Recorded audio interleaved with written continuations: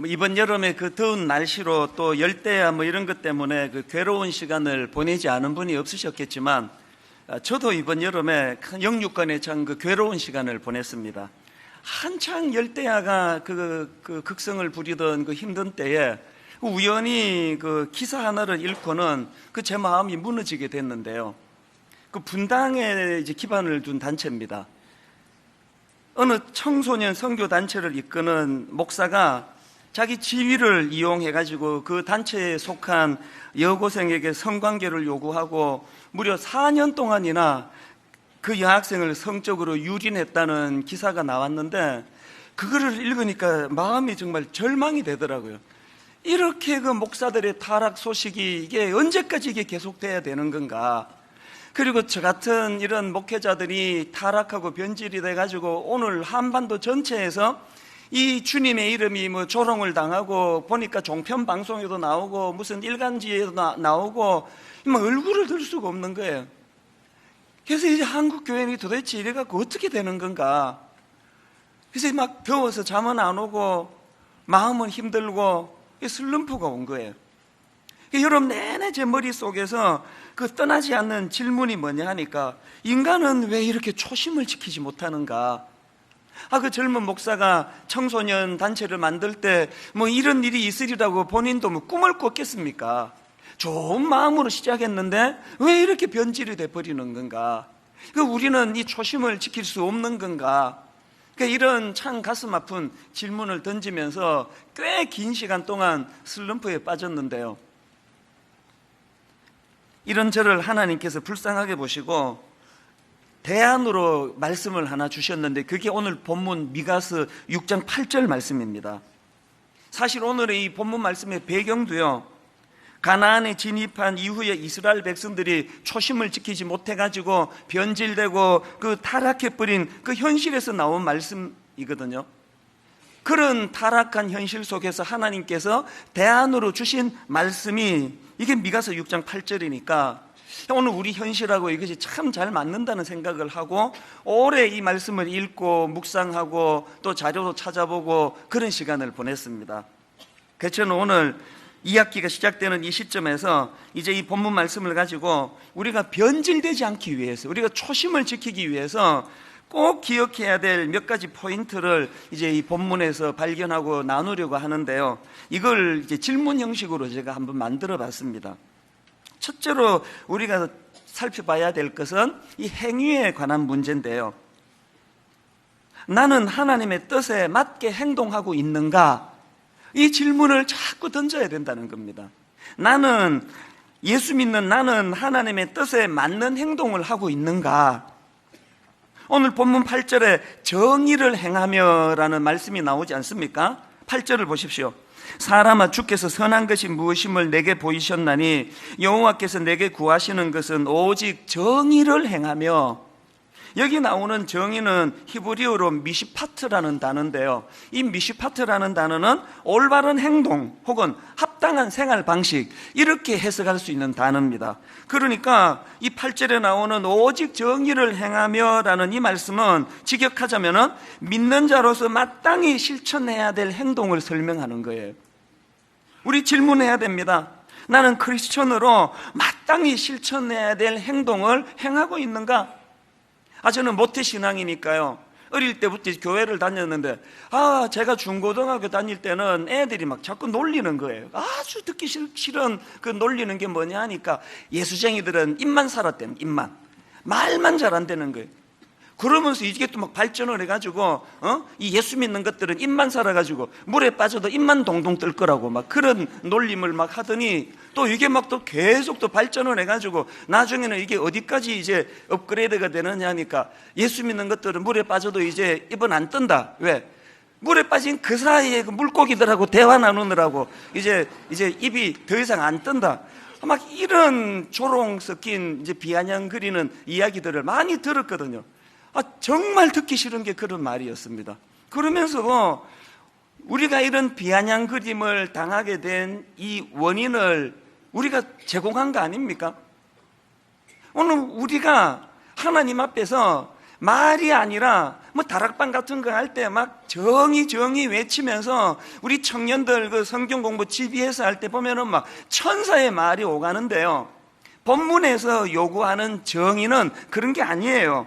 여러분, 오늘 본문에 나오는 이 미시파트라는 단어의 특징이 뭔가 하면은요, 이 미시파트라는 단어는 반드시 행하다라는 단어와 쌍으로 나온다는 거예요. 이 미시파트는 말로 하는 게 아니에요. 그 행함으로 나타날 때 이것이 정의가 될 수 있다는 거 아닙니까? 그 이런 부분에서 오늘 우리가 좀 뭔가 반성할 게 많은 것 같은데요, 오늘 우리 스스로가 이렇게 초심을 지키지 못하게 하는 요인이 여기에 있는 거 아닙니까? 지난주에 그 원로 목사님 되시는 김명영 목사님 말씀을 어떻게 여러분 보셨습니까? 제가 여름에 설교를 이제 몇 주 쉴 때 다른 교회 담임 목사님을 모시는 일은 참 어렵잖아요. 다 자기들 교회 설교를 해야 되니까. 그래서 주로 이제 신학교 교수라든지 기관 사역을 하시는 분들을 모시는데요, 제가 가끔씩 원로 목사님을 모시는 이유를 여러분 아십니까? 제가 원로 목사님들을 모실 때마다 마음에 소원이 하나 있습니다. 하나님, 다음 주일 우리 원로 목사님이 말씀을 전하실 때 우리 성도들이 그 바다 적을 끓이만 찾는 설교가 아니고 저 어른의 평생의 삶을 좀 들여다볼 수 있기를 원합니다. 저는 그런 면에서 지난 주일 김명림 목사님 말씀이 뭐 화려한 미사 여구를 동원하는 것도 아니고 내용이 막 그냥 막 노트를 빡빡하게 채울 거리는 아니라 할지라도 어떤 예배 때보다 저는 은혜를 많이 받았습니다. 소원이 생기더라고요. 하나님, 저도 저 목사님처럼 저렇게 아름답게 늙어가게 해주시기 원합니다. 그 목사님으로서 뭘 명예를 탐하고 물질을 탐하고 그런 삶을 산 게 아니라 어떻게 해서든지 목사로서의 하나님 앞에 그 드려야 될 삶, 오죽하면은 그 안기부 그 중앙정보부에 끌려가가지고 고문을 당하면서도 어떻게 하면은 주일 이 성수를 잘 지킬 수 있을까? 다음 주일 성도들에게 어떤 말씀으로 내가 은혜를 끼칠까? 그런 간증들이 너무 은혜가 되는 거 아닙니까? 그러고 보니까 우리 김명영 목사님 같은 이런 어른들이 평생토록 변질되지 않을 수 있었던 근본적인 이유, 원인이 어디에 있냐 보니까 하나님의 말씀을 말씀대로 살려고 애쓰는 이 삶에 대한 몸부림, 이것이 변질을 막으려는 거 아닙니까? 근데 여러분, 여기서 이 미시파트라는 단어에 대해서 주의해야 될 게 뭐냐면요, 여기 나오는 오직 정의를 행하며라는 이 말씀은요, 김명현 목사님이 보여주신 것처럼 하나님을 향해서도 이것을 행해야 되지만 그것으로 국한되는 단어가 아니에요. 자, 미가서 3장 1절을 한번 보십시오. 내가 또 이르노니 야곱의 우두머리들과 이스라엘 족속의 통치자들아, 들으라. 정의를 아는 것이 너희의 본분이 아니냐. 여기 나오는 정의도 미시파트거든요. 그런데 지금 이 미시파트라는 단어가 쓰여진 미가서 3장 1절 이후의 말씀을 흐름을 한번 보십시오. 2절부터 너희가 선을 미워하고 악을 기뻐하여 내 백성의 가죽을 벗기고 그 뼈에서 살을 뜯어 그들의 살을 먹이며 그 가죽을 벗기며 그 뼈를 꺾어 다지기를 냄비와 소울 가운데에 담을 고기처럼 하는도다. 지금 이 내용이 어떤 내용들입니까?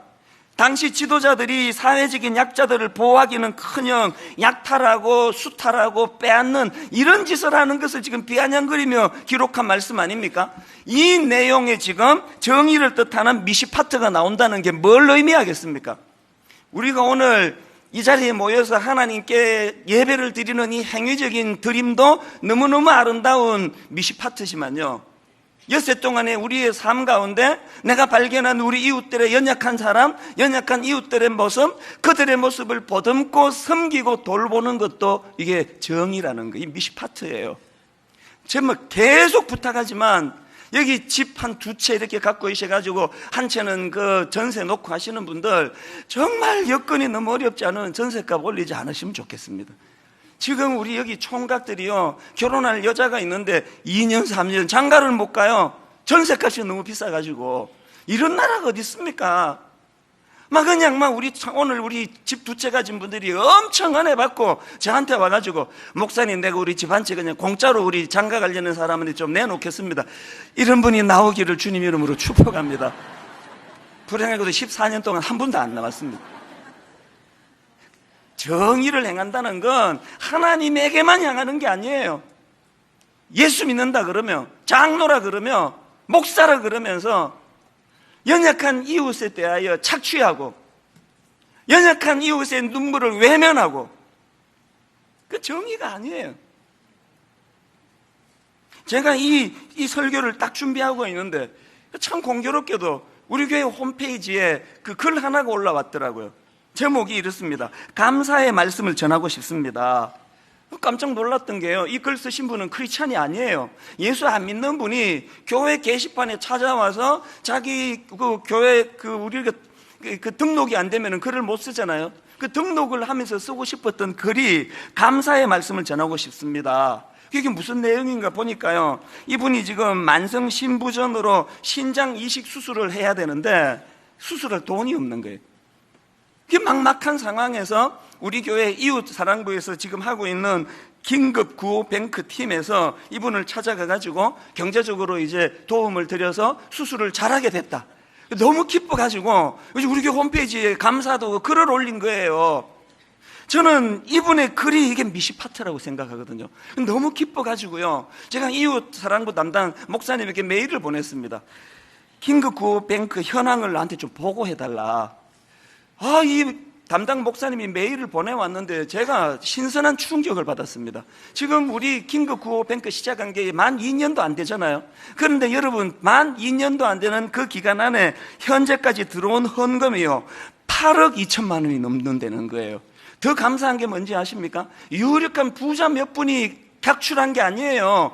무려 2,757명이, 어떤 분은 몇 천 원에서부터 시작해가지고 몇 만 원으로부터 시작해가지고 십시일반해가지고요, 이렇게 모아진 긴급구호뱅크 자금을 가지고 다문화 가정, 또 미혼모, 사회적으로 어려움을 겪고 있는 약자들에게 무슨 비용을 빌려주고 비용을 마련하고 수술할 수 있도록 돈을 제공하고 이러는 일들이 이 개미 군단의 헌금으로 이루어지고 있다는 것, 이게 바로 오늘 본문이 말하는 미시파트, 하나님이 원하시는 정의를 행하는 거 아닙니까?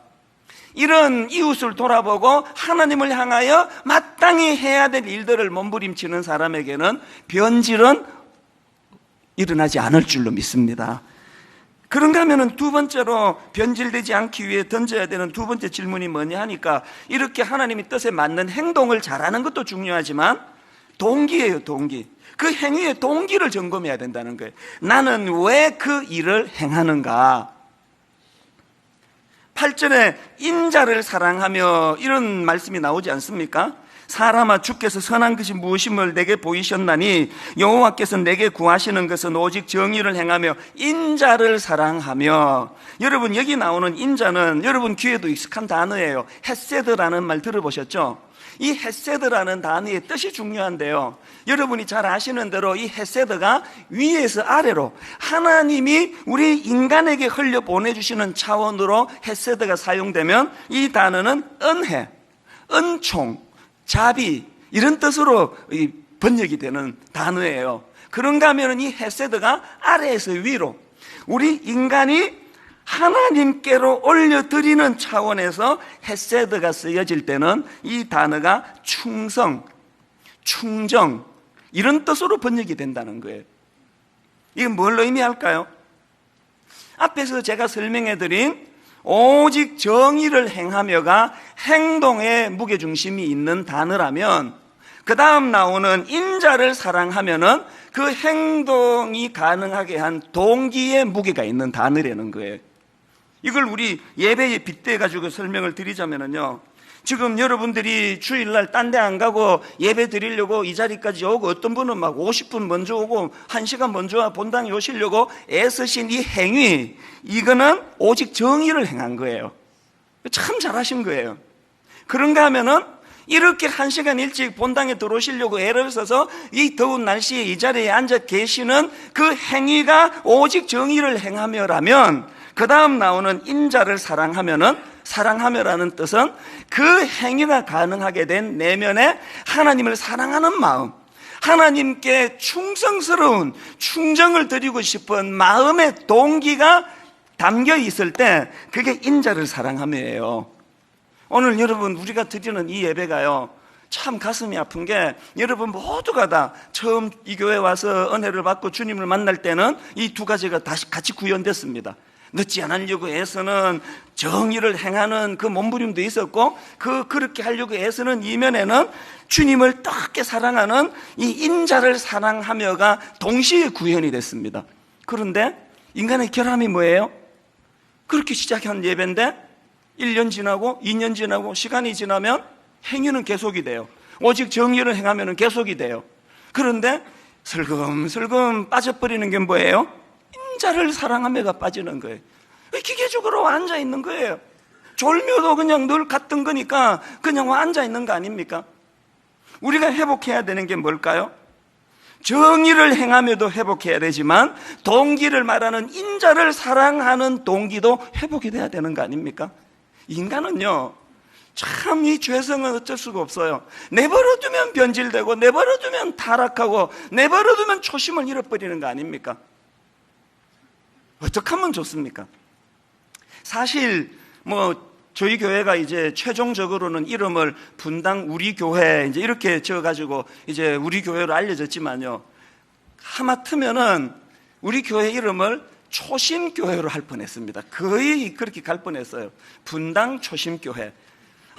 제가 14년 전에 교회를 이제 개척하고 보니까 막 어려운 게 한두 가지가 아닌데, 진짜 그 중에 어렵고 어려운 게 이름 짓는 거더라고요.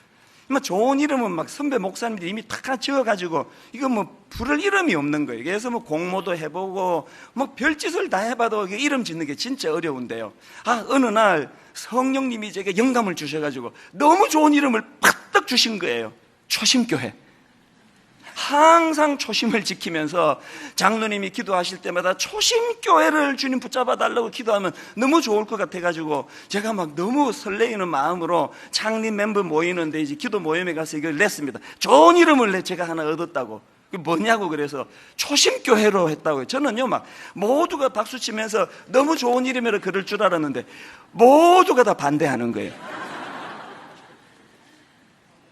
세상에 나는 그렇게 촌스러운 이름은 들어본 적이 없습니다. 이 초심교회가 뭡니까? 이게 무슨 시골 다방 이름 같습니다. 다 반대하는 거예요. 다 반대하는 중인데 진짜 기분 나빴던 여집사님 한 분이 계시는데, 이분이 반대하면서 뭐라고 말하는가 하니까, 목사님하고 이미지가 너무 똑같습니다. 한 사람이라도 이 편 들어주면 내 밀어붙이려고 그랬는데요, 모두가 반대해가지고 제가 눈물로 이름을 포기했지만요, 저는 사실 그럼에도 불구하고 가끔씩 제 마음으로 이 교회는 초심교회면 좋겠다. 담임 목사는 교회를 개척할 때에 그 하나님 앞에서의 그 초심을 지키려고 안간힘을 쓰는 교회, 우리 성도들은 이 자리 처음 앉을 때 그 감격, 그 눈물로 하나님을 사랑하던 그 마음이 사라지지 않는 초심을 지키는 교회. 한 번씩은 공상을 해봐요. 이름 바꿀까? 분당 초심교회는 너무 촌스럽고 분당 우리 초심교회 이름은 어떨까? 이름을 바꾸고 안 바꾸고가 중요한 게 아니고요, 하나님 내 삶 가운데 하나님을 향한 정의를 행하는 내 행위도 거룩하지만 그 행위가 가능하게 만든 동기, 인자를 사랑하며 주님, 내 안에 선한 주님을 사랑하는 동기가 회복이 되어서 초심을 잃지 않는, 그래서 변질되지 않는 하나님의 사람들이 되고 싶습니다. 우리가 이 기도를 드려야 된다는 거예요. 제가 이런 생각을 하다가 보니까요, 옛날에 우리 어릴 때 주일학교 때 자주 불렀던 찬양 기억하시죠? 아름다운 이야기가 있네, 구세주의 사랑 이야기, 영광스러운 보좌 떠난 걸음, 나와 같은 죄인 구하러 날 구원해 주신 그 주님의 십자가 은혜가 감격스러운 노래도 막 경쾌해요. 주님의 그 사랑은 정말 놀라워 놀라워 놀라워, 오 주님의 그 사랑은 정말 놀라워, 나를 위한 그 사랑. 이 찬양이 원래 이렇게 막 경쾌한 찬양인데요, 최근에 제가 어떤 목사님 설교를 듣는데 이 찬양을 막 엄청 구슬프게 부르는 거예요. 그래서 참 인상적이었는데요, 그 목사님의 찬양의 3절 이 노래가 오전 내내 내 마음을 맴돌았습니다. 3절 가사가 이런 거예요. 사람들은 이해할 수 없네 주를 보낸 하나님 사랑. 그 다음 가사가 뭐냐? 그 사랑이 나를 살게 하네. 그 사랑이 나를 살게 하네. 갈보리의 구속의 사랑. 그 목사님의 그 노래 소리가요, 오래 내 안에 잊혀지지 않는 여운이 되는 거예요. 오늘 우리가 이 더운 날 예배 드리러 1시간 일찍 이 자리에 와서 줄을 서서 기다리는 이 아름다운 행위 이면에도 그 사랑이 나를 살게 하네. 부부관계도요, 상대방의 문제도 있지만 이렇게 변덕스럽고 이렇게 까탈스러운 내가 그냥 권태기가 오고 그냥 가정이 흔들흔들거릴 때마다 그 남자가 그 여자가 주는 그 무엇으로 유지되는 것이 아니라 여전히 이 가정을 유지하게 하는 것, 그 사랑이 나를 살게 하네. 저 같은 이런 노출된 목사들에게 뭐 하루에도 몇 번씩 유혹이 오고 갈등이 오고 변질이 저에게 찾아올 때마다 결단코 저를 변질시킬 수 없게 만드는 아름다운 한마디, 그 사랑이 나를 살게 하네. 갈보리의 구속의 사랑. 여러분, 우리의 행위가 회복되기를 원합니다만 우리의 아름다운 행위 동기에 나 같은 것 위에 십자가 지신 주님의 그 사랑, 그 사랑이 나를 살게 하네. 우리 안에 주님을 향한 이 십자가 사랑에 대한 감격이 회복될 때 하나님께서 변질되지 않는 하나님의 사람으로 인도해 주실 줄로 믿습니다. 그런가 하면은 세 번째로 우리가 초심을 잘 지키기 위해 점검해야 될 게 하나 더 있는데요, 동행하는 삶. 이런 질문을 던지는 겁니다. 나는 하나님의 영향력 아래 놓여 있는가? 오늘 이 8절 말씀의 결론이 어떻게 내려집니까? 사람아, 주께서 선한 것이 무엇임을 내게 보이셨나니 여호와께서 내게 구하시는 것은 오직 정의를 행하며 인자를 사랑하며, 그 다음 보세요, 겸손하게 내 하나님과 함께 행하는 것이 아니냐. 여러분, 여기 나오는 겸손하게 내 하나님과 함께 행하는 것이 아니냐가 구현되지 않으면 그 앞에 나오는 정의를 행하는 것도 없습니다. 인자를 사랑하는 동기도 없습니다. 주님과 동행하는 삶, 주님의 영향력 아래 놓여 있는 삶. 인간은요, 어쩔 수 없어요. 누군가에게는 영향을 받으면 살아가는 거 아닙니까? 이번 여름에 막 왜 이렇게 더웠는지, 내 진짜 56년 살면서 이렇게 더운 건 나 처음이에요. 그래서 제가 막 너무 더울 때는 이건 누진세 없애는 정당에 내 표 찍는데 그런 생각까지 했습니다. 막 더워 죽겠는 거예요. 그래서 하도 내가 더워가지고 검색을 해보니까 원래 왜 이렇게 더웠냐 보니까요, 이 한반도 상공에다가 북태평양 고기압이 이걸 뒤덮고 있어가지고 더워 죽겠는데, 거기다가 또 중국에서 강한 하여튼 나쁜 건 다 중국에서 와요. 그래가지고 이게 지금 눈에는 안 보이는데 이 한반도에 영향을 미친 게 바로 이 북태평양 고기압 때문이라는 거예요. 갑자기 이틀 전에 그냥 10도 이상으로 떨어진 이유가 뭐냐? 그 못된 고기압이 물러가서 그렇다는 거예요. 그 눈에 보입니까? 인생도 마찬가지예요. 모든 일어나는 현상 이면에는 누군가 영향을 미치고 있는 거거든요. 왜 우리는 아름다운 행동이 어렵습니까? 왜 우리는 초심을 지키지 못합니까? 겸손하게 내 하나님과 함께 행하는 것이 아니냐. 하나님과 동행하며 그 하나님의 영향력 아래 놓여 있는 삶이 어떤가를 모르고 신앙생활을 하는 사람이 의외로 너무 많은 거예요. 제가 그 한 권으로 꿰뚫는 소예언서, 이 책을 보니까요, 여기 나오는 겸손하게 하나님과 동행하는 것이 무슨 뜻이냐를 이렇게 해석해 놨더라고요. 구약학자니까 아마 분명히 그 정확한 해석이라고 저는 생각하는데요, 겸손하게 하나님과 동행하는 것을 한마디로 요약하자면 신중하게 행하기 위해 하나님께 계속적으로 묻는 행위를 설명한다는 거예요. 이게 너무 와닿는 거예요. 여러분, 하나님과 동행한다는 게 뭐라고요? 내가 내 인생을 영위할 수가 없어. 끊임없이 하나님께 신중하게 살기 위하여 끊임없이 하나님께 묻는 행위가 하나님과 동행하는 거라는 겁니다. 바로 이 하나님과 동행하며 하나님께 묻는 삶이 중요한 걸 보여준 인물이 바울이에요. 바울이요, 다메섹 도상에서 예수님 만나기 전에 아주 그냥 포악하고 악랄하고 나쁜 인간이었는데 그거 어떻게 인간이 확 그렇게 달라질 수 있었나? 질문 두 가지 잘해서 그래요. 다메섹 도상에서 주님을 만났을 때 바울이 던졌던 첫 번째 질문이 뭡니까? 사도행전 22장 8절, 내가 대답하되 주님 누구시니까? 바울의 이 질문으로요, 원수되었던 주님과 자기 관계가 회복이 된 거 아닙니까? 주여 누시오니까? 우리 물어야 돼요. 예수님은 내 인생에 어떤 분이십니까? 주님은 내 인생에 어떤 의미를 가지신 분입니까? 이 질문을 던져야 돼요. 그 다음 바울이 던졌던 두 번째 질문이 뭐예요? 주여 누시오니까라는 질문을 통해 주님과의 관계가 회복된 바울이 즉시 주님께 던졌던 두 번째 질문, 사도행전 22장 10절, 내가 이르되 주님 무엇을 하오리까? 한국교회의 근본적인 문제가 뭘까요?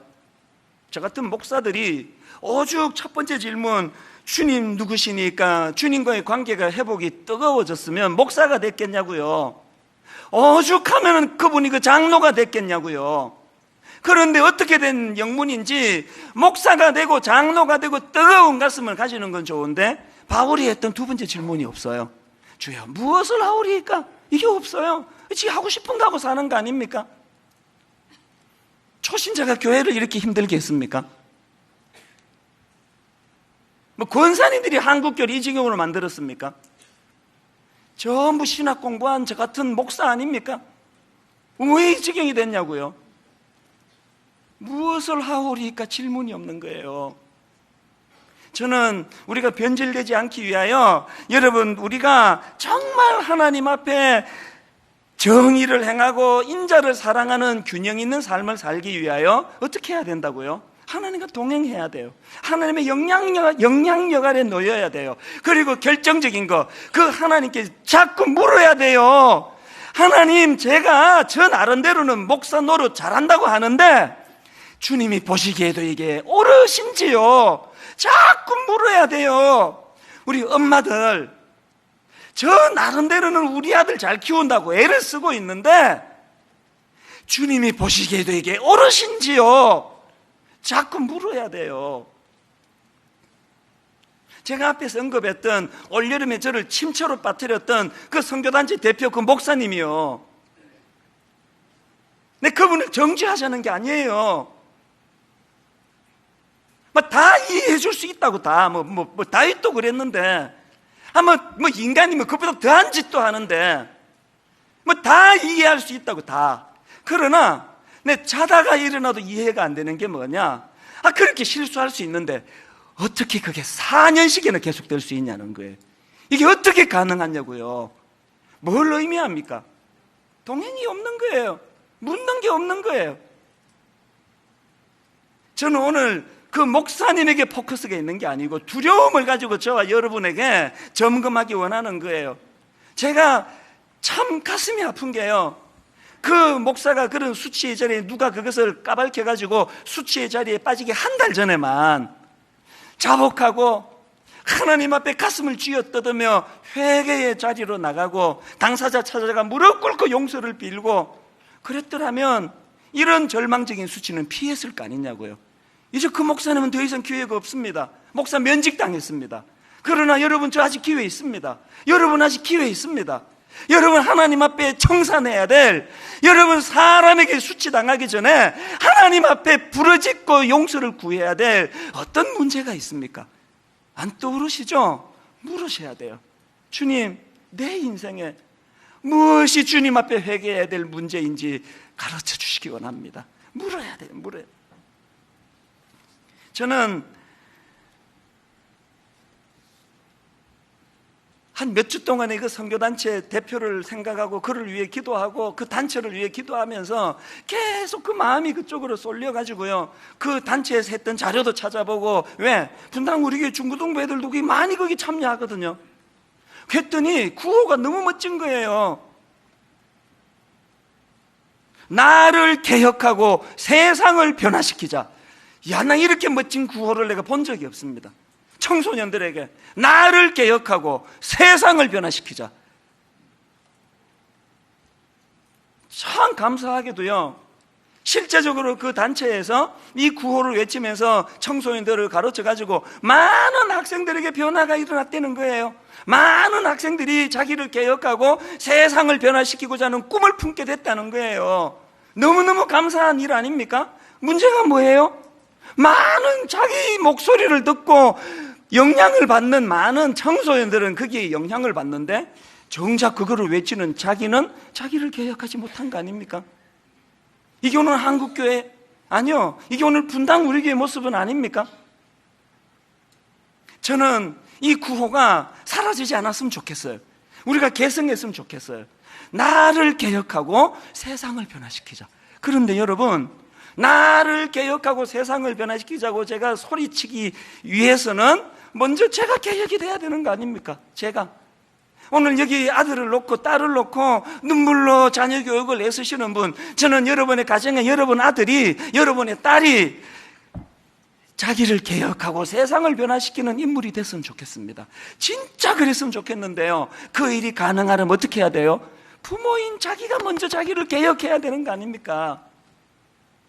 뭐 어떻게 하면 개혁이 된다고요?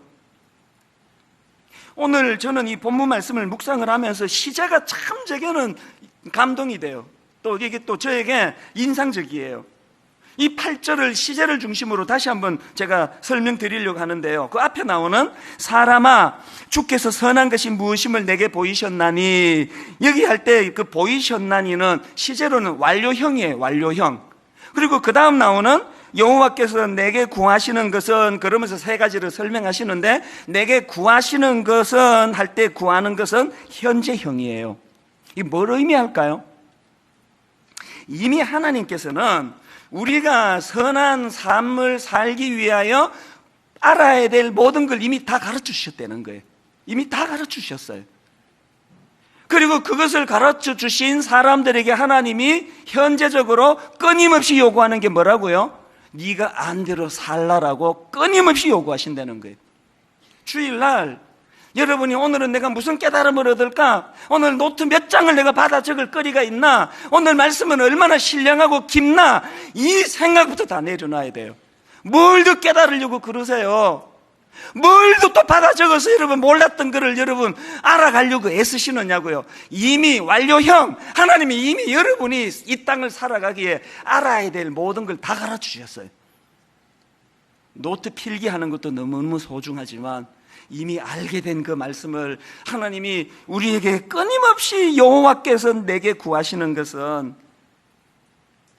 오직 정의를 행하고 인자를 사랑하며 겸손히 내 하나님과 함께 행하는 것이 아니냐. 결론을 맺으면서요, 이번 여름 내 인생의 최악의 절망적인 여름을 보냈는데요, 생수같이 기쁜 일이 하나 있었습니다. 제가 7월 말에 LA에서 부흥의 집회가 있어가지고 이제 출국을 했습니다. 저녁에 우리 교회 부교육자한테 전화가 온 거예요. 또 문자가 막 오는 거예요. 목사님, 너무너무 급한 일이라서 그러는데 통화했으면 좋겠습니다. 근데 불행하게도 그 시간에 제가 무슨 모임이 있어가지고 전화를 못 받았습니다. 한 2시간 지나고요, 제가 이제 전화를 했더니 그때는 이미 상황이 다 끝나버린 거예요. 싱겁게 끝난 거예요. 그 내용이 뭐냐, 제가 이제 그 LA로 출국하기 바로 직전에 우리 교회 부교육자가 저를 찾아온 거예요. 자기가 지금 그 담임 목사를 구하는 두 교회에다가 이제 이력서를 내놓은 거예요. 원서를, 이력서를 내놨는데 자기가 진짜 가고 싶은 교회는 A 교회인데 B 교회에서 자기를 오라고 그렇게 허락이 났다는 거예요. 그래서 목사님, 나는 마음은 여기에 있는데 어떻게 하면 좋겠습니까? 그런 이야기를 이제 둘이 한참을 나누고 저는 LA로 갔거든요. 근데 이 사람이 왜 막 급하게 그냥 저에게 미국에 있는 저를 그렇게 찾았느냐? A 교회, 자기가 그렇게 가고 싶어 하던 A 교회에서도 자기를 청빙을 허락을 했다는 거예요. 갈등이 생기는 거예요. 그 교회에 자기는 가고 싶은 거예요. 그 교회에서 사역했고 그 교회랑 연관이 있는 교회가 마음이 가는 교회라는 거예요. 목사님, 어떻게 하면 좋겠습니까? 답답해서 전화했는데 제가 전화를 안 받는, 모임하느라고 전화를 안 받는 2시간 사이에 자기가 결론 다 내렸어요. 전화했더니 뭐라고 이야기하는지 아십니까? 목사님, 다 끝났습니다. 사실은 내가 A 교회가 가고 싶어가지고 마음이 잠깐 혼미했는데 짧은 시간 생각해 보니까 답이 금방 나오던데요. 내가 약속한 B 교회로 가기로 결정했습니다. 여러분, 교회 규모도요, 이 목사님이 가기로 한 그 B 교회는요 한 280명 모이는 교회예요.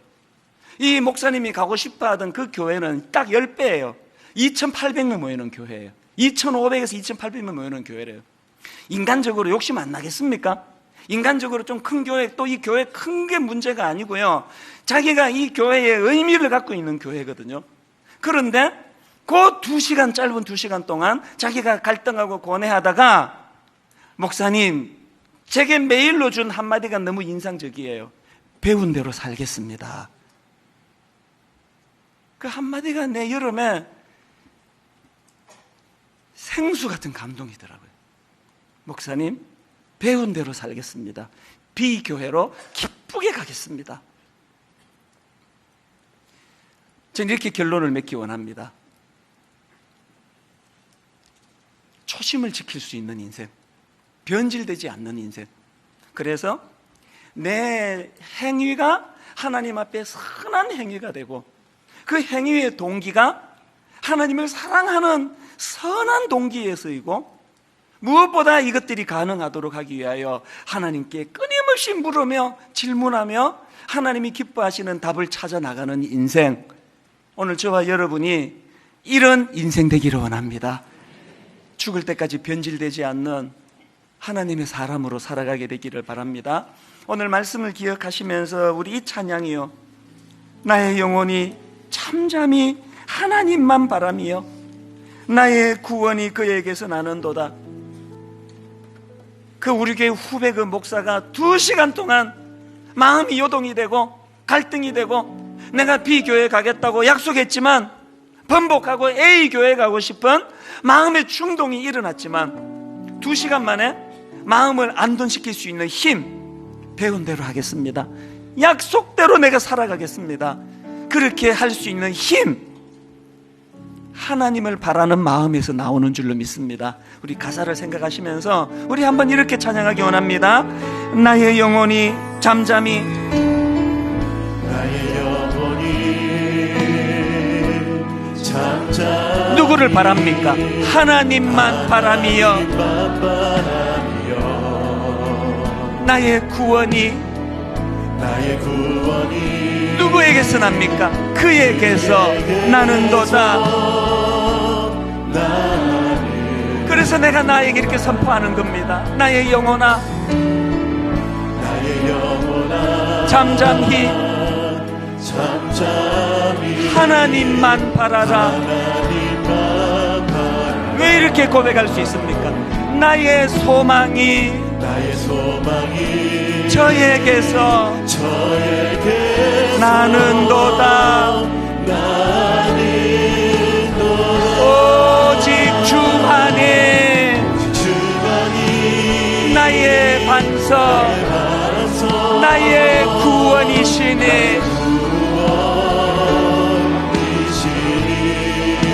오직 주만이 나의 산성, 내가 요동치 아니하리. 나의 구원, 나의 영광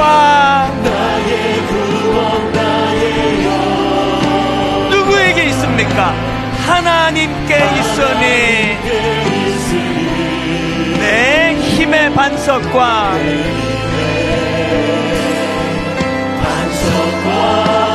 피난처 되시네.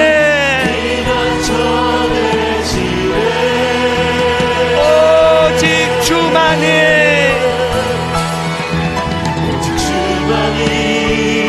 나의 반석, 나의 구원이시니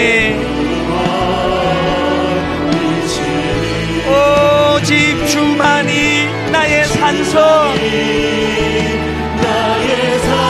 내가 요동치 아니하리.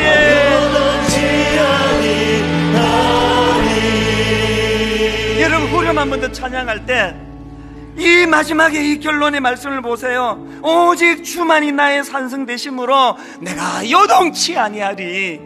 지금 인생이 흔들리는 분 계세요? 확신이 없는 분 계세요? 가정이 흔들리는 분 계세요? 인생이 흔들리는 분 계세요? 요동하는 분 계세요? 내가 요동치 아니하리. 그 가슴 아픈 제가 인용한 그 청소년 사역 목사님처럼 기회 잃기 전에, 아직 기회 있잖아요, 회개하고 하나님께 묻고, 아버지, 제가 예수 믿는 가장으로 이렇게 살아가는 게 옳은 건가요? 예수 믿는 아내로서, 어머니로서 이렇게 사는 게 옳은 건가요? 물어야 돼요. 하나님, 요동치 않는 인생 되기 원합니다. 우리 이 소원을 가지고 여름 내내 무기력하고 여름 내내 무기력했던 삶을 한 번에 털어버릴 수 있는 고백이 우리 이 시간에 나오기 원하는데, 우리 후렴부터 한 번 더 전심을 다하여 이렇게 고백합니다. 오직 주만이 나의 반석, 나의 구원이시니, 오직 주만이 나의 산성, 내가 요동치 아니하리. 내가 요동치 아니하리. 내가 요동치 아니하리.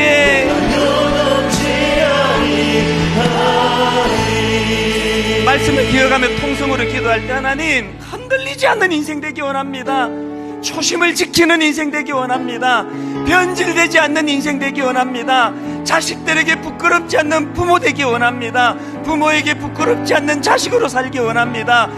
나의 반석 되시는 하나님, 요동치 않게 인도하신 하나님, 그 하나님께 은혜를 구합니다. 통성으로 같이 기도하시겠습니다.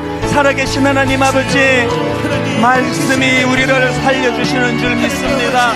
말씀이 우리를 견인하는 줄 믿습니다. 하나님 아버지, 오직 주만이 나의 반석이 되심으로, 오직 주만이 내 인생의 반석이 되심으로 어떤 상황에서도 내가 흔들리지 않습니다. 내가 요동하지 않습니다. 내가 변질되지 않습니다. 내가 초심을 지키며 살아갈 수 있습니다. 아버지, 그 능력의 원천이 나에게서 나오는 것이 아니라 오직 내가 의지하는 주님으로부터 나오는 줄 믿습니다. 하나님 아버지, 그 은혜를 우리에게 허락하여 주시며 주님을 해주시기 원합니다. 아버지, 그 은혜로 우리를 새롭게 해주시고 그 은혜를 인하여 우리를 붙잡아 주시옵시며 아버지, 그 은혜를 인하여 우리를 인도하시기를 원합니다. 아버지, 흔들리는 내 인생에 아버지, 견고하게 요동하지 않는 아버지 하나님, 우리를 붙잡아 주만이 되시는 하나님을 의지하며 그분에게 원합니다. 주여 붙잡아 그분과 주시고 동행하며 그분에게 여쭙고 의지하며 주님 앞으로 나아가기 원합니다. 치유하여 주시옵소서, 싸매어 주시옵소서, 회복시켜 주시옵소서. 아버지 하나님, 뚜렷한 삶의 이유와 목표와 방향을 주시는 하나님의 자녀들을 붙잡아 주시옵소서. 역사하신 주의 은혜만을 구합니다. 아버지를 새롭게 해주시고 계속 기도하실 분 계속 기도하시고, 우리 한 번 더 마음을 담아 이렇게 찬양하며 나갑니다. 주님 앞에 찬양합니다. 오직 주만이 나의 반석, 오직 주만이 나의 반석, 나의 구원이시니, 오직 주만이 나의 산성,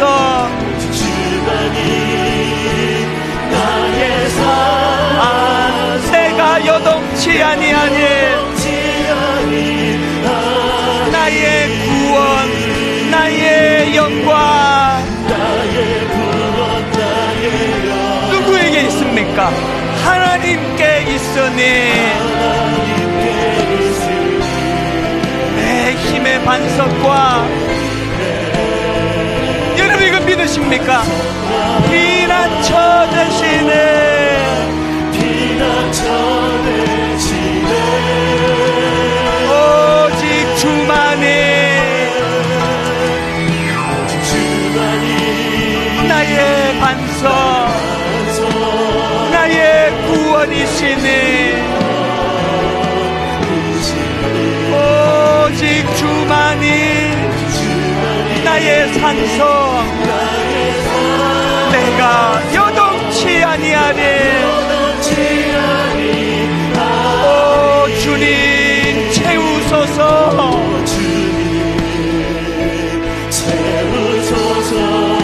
나의 잔을 높이 듭니다. 하늘 양식 내게 채워주소서. 넘치도록 채워주소서. 더 간절히 더 사모하며 오 주님 채우소서. 나의 잔을 높이 둡니다. 하늘 양식 내게 채워주소서. 넘치도록 채워주소서. 우물가의 여인처럼 난 구했네. 뭘 구했습니까? 헛되고 헛된 것들은 그때 주님 하신 말씀, 내 세매와 생수를 마셔라. 목마름을 가지고 이 자리에 나왔습니다. 오 주님 채우소서. 나의 잔을 높이 듭니다. 하늘 양식 내게 채워주소서. 넘치도록 채워주소서. 우리 다 자리에서 일어나셔서 오 주님 채우소서.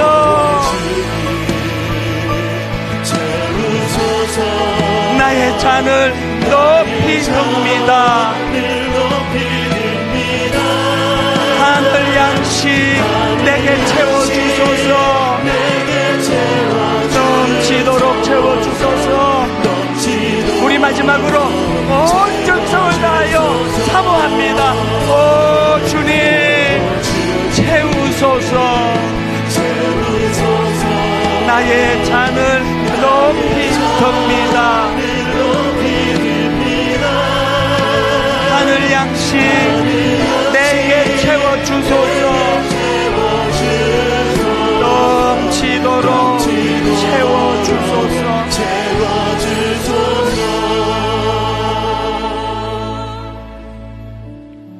사람아, 주께서 선한 것이 무엇임을 내게 보이셨나니 여호와께서 내게 구하시는 것은 오직 정의를 행하며 인자를 사랑하며 겸손하게 내 하나님과 함께 행하는 것이 아니냐. 하나님, 우리가 정답을 몰라 이렇게 혼미한 거 아닙니다. 우리의 욕심으로, 우리의 탐욕으로 답을 뻔히 알고 있으면서 하나님, 우리 교회 그 젊은 교역자처럼 배운 대로 살겠습니다. 주님 가르쳐 주신 대로 살겠습니다. 흔들리는 인생이 아니라 반석되시는 주님으로 인해 흔들리지 않는 견고한 인생으로 살아가는 귀하고 복된 주님의 자녀들 되게 하여 주시옵소서.